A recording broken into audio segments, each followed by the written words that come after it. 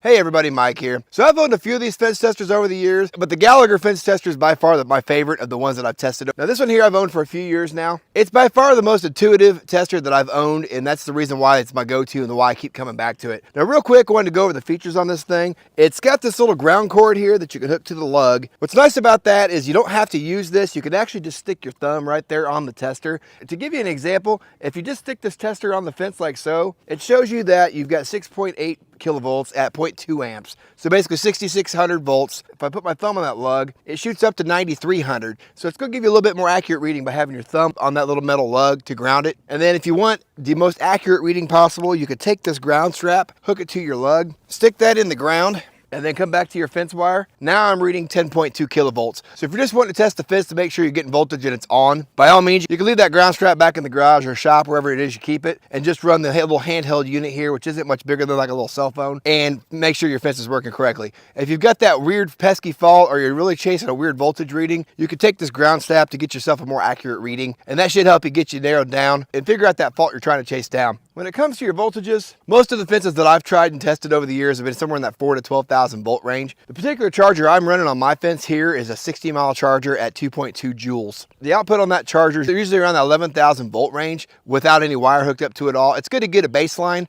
on your fence to find out what your fence charger is capable of before you actually hook up all your wire. Now I'm running a 5-wire fence on mine, and I'm only housing about 3 acres. So my charger is way oversized for my fence. I wanted to make sure I had enough juice to keep those stubborn cows in my fence, which over the years I have had. So it just gives me the peace of mind that if I decide to add on, like this fence right here is a brand new fence. So if I ever add on, I've got a little room to grow. Now when it comes to finding a fault on your fence, when you hook this up, you're looking for an amperage reading that's going to be extremely low. Somewhere in that like 0.2 to maybe like 2 amp range is what I like to see. Anything over that, I'm usually trying to chase down a fault and figure out what I got going on. So on my top wire here, I'm looking at 0.2 amps. My bottom wire, I'm showing 5.5 amps right now with an arrow pointing to the right. Now the reason for that is I've got a fault somewhere on the back of my fence still that I got to figure out. Plus I've got some tall grass back there that I need to get trimmed off that wire. Usually your bottom wire, from what I found, is the one that you're usually going to fight the most. Or if you live in a wooded area, you might find the top wire sees a lot of trouble, especially if you got limbs that fall down on top of your fence and ground it out. That's a good example. Is that I know that with the arrow pointing to the right, I need to chase the voltage that direction and figure out where my fault is. Now I'm going to simulate a fault real quick on this wire. To simulate what it is you might try to find and show you what it looks like before and after the fault and how you can go about eliminating that. So here I've got a T-post on this wire to simulate a fault like you'd have somewhere on your fence line. I set that on the wire right next to your post. I'm before the fault, and it's showing you that I'm somewhere between 5 and 6 amps, which is on the high side, showing you an arrow. Now if I go to the other side of this and test it,